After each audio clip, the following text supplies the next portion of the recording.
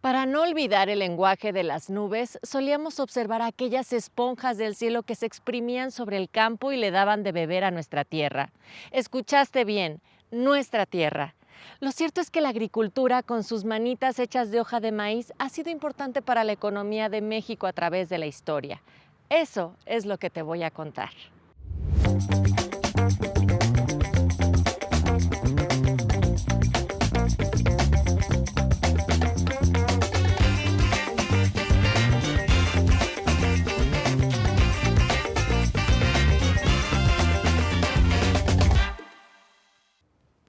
Empecemos por el érase una vez. Todo se remonta a la época cuando Tlaloc era el encargado de regar la siembra a cambio de algún pequeño tributo. En ese entonces, los cultivos de capulín y zapote servían para alimentar a la población.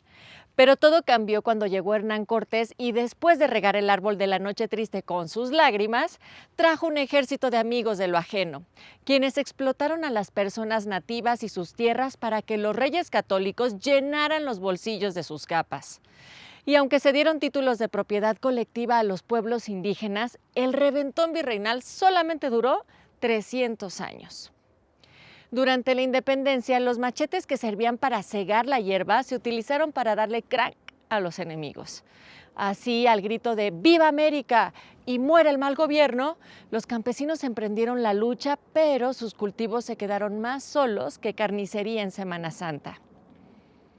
Pero no pasaron muchos años para que alguien volviera a meter la cuchara, o más bien el asadón en este tema. Y eso sucedió cuando la Constitución de 1824 instauró el modelo liberal. ¿Y cuáles fueron las consecuencias de esto? Imagínate que es un hermoso día soleado y que te estás comiendo un rico elote espolvoreado con chile del que no pica, pero sí pica. Mientras esto sucede, observas que tus amigos, con quienes cultivas en un sistema de propiedad comunal, siembran otros ricos vegetales que algún día esperas mordisquear a gusto. Suena maravilloso, ¿no? Ahora, imagina que el gobierno podía ordenar que los terrenos de tu comunidad se convirtieran en propiedad privada y ya no se trabajara la tierra entre todos, sino que cada quien se quedara con una pequeña parcela o, en el peor de los casos, terminabas trabajando para algún hacendado. Eso podría enchilar a cualquiera, ¿no?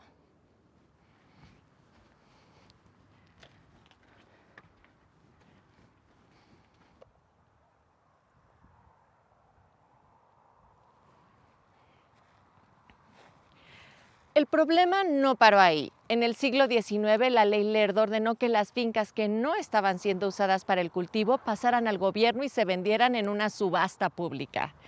Y aquí, la finca más codiciada de la noche, un terreno con 10 flamantes hectáreas y la capacidad para producir todos los ingredientes de una sopa de tortilla. Finca productora a la 1, finca productora a las 2, vendida a ese burgués que ya compró el resto de los terrenos de la subasta. Como resultado de la ley Lerdo, la burguesía enriquecida se enriqueció aún más y los pobres en un lugar lejos de sus tierras. Vamos un poco más adelante. Quizá no lo sabes, pero en aquellos años se atendía la salud de una manera muy distinta. Sin una farmacia en cada esquina con una botarguita que te invitara a comprar paracetamol, la gente recurría a sus saberes ancestrales, la medicina tradicional. Esa práctica y la de viajar en la cabina de los psicotrópicos aumentaron el cultivo, la compra, la venta y la catafixia del láudano y el opio. Esto provocó que las autoridades de la iglesia pegaran un grito en el cielo tan fuerte que casi despluman al Ave María. Así que se prohibieron dichas plantas consideradas más peligrosas y tóxicas que una mala pareja. Unos años después, cierto dictador quiero decir presidente, hizo una reforma a la ley que le arrebató de nuevo a los agricultores sus terrenos, en su mayoría personas indígenas, con el argumento de que no les estaban sacando provecho. Y la gente preguntaba, pero General Díaz, ¿cómo vamos a sembrar si no tenemos ni para las semillas? Y esto facilitó la entrada de compañías extranjeras que acapararon terrenos. Además, aumentaron las haciendas o latifundios donde los derechos laborales estaban lejos, muy lejos de brindar una prima vacacional o un crédito del Infonavit. y los campesinos tenían jornadas de trabajo de más de 12 horas y recibían como salario billetes de turista patronal que solo podían gastar en la tienda de su jefe. Y ahí un costalito de frijol era tan caro que la comida de una semana podía endeudarlos por meses. Pero no pasó mucho tiempo antes de que la gente protestara contra ese sistema. Pronto surgieron los líderes agrarios, como Emiliano Zapata, que encabezaron la lucha de 1910. Una de las consecuencias de la revolución, además de que Adelita se fuera con otro, fue la ley agraria, en la que se creó la figura del ejido y se devolvieron tierras a los agricultores para que ahora ellos pudieran trabajarlas en lugar de ser explotados. Y ese fue el primer paso de un periodo de reverdecimiento que siguió con la repartición de latifundios establecida en la Constitución de 1917 y el reparto agrario que floreció durante el sexenio de Lázaro Cárdenas. Parecía que el sacrificio de los revolucionarios había valido la pena. Y así fue por un tiempo, hasta que en 1945, con el fin de la Segunda Guerra Mundial, el crecimiento de la industria hizo que muchos campesinos migraran a las ciudades para mejorar su economía. Y quizá en ese momento podía haber menos gente sembrando maíz, pero el cultivo de las femme fatale del reino vegetal seguía rindiendo provocadores frutos.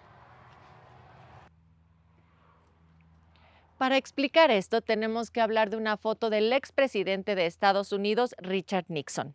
En la época, cuando los Beatles emprendían un viaje en su submarino amarillo, Nixon reprendió a la comunidad afroamericana por protestar contra la guerra de Vietnam, la discriminación racial y la violencia de la policía, así como para pedir que se respetaran sus derechos como ciudadanos. Y como quería terminar con el movimiento y legitimar su racismo, el expresidente recurrió a la vieja confiable "andan en drogas" y así renovó su discurso de criminalización. Eso, a finales de los 60, se convirtió en un problema para México, para América Latina y el Caribe, donde algunas organizaciones ilícitas producían parte de lo que se fumaba más allá de la frontera norte. Con Nixon, que le encantaba meterse en los asuntos internos de otros países, se iniciaron las primeras acciones para combatir al narcotráfico y, en los 70, inició la campaña contra los estupefacientes que involucró a la Secretaría de la Defensa Nacional y la Procuraduría General de la República.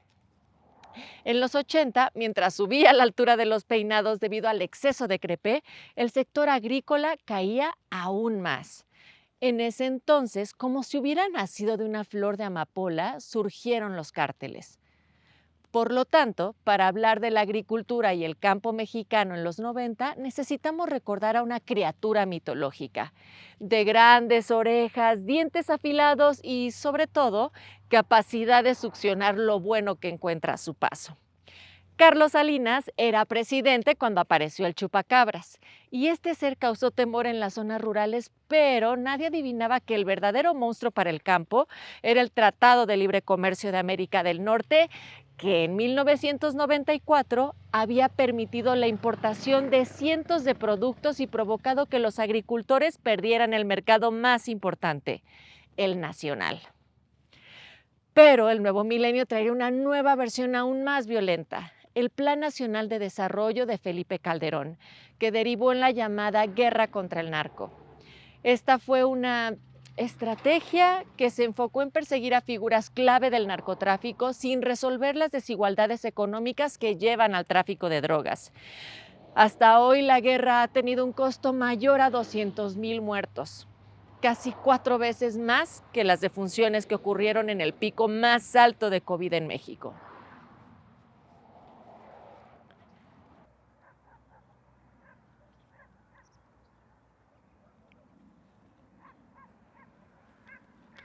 Pero no te estoy platicando todo esto para marchitarte. Es cierto que hemos heredado tierras con muchos conflictos, pero te repito, son nuestras tierras.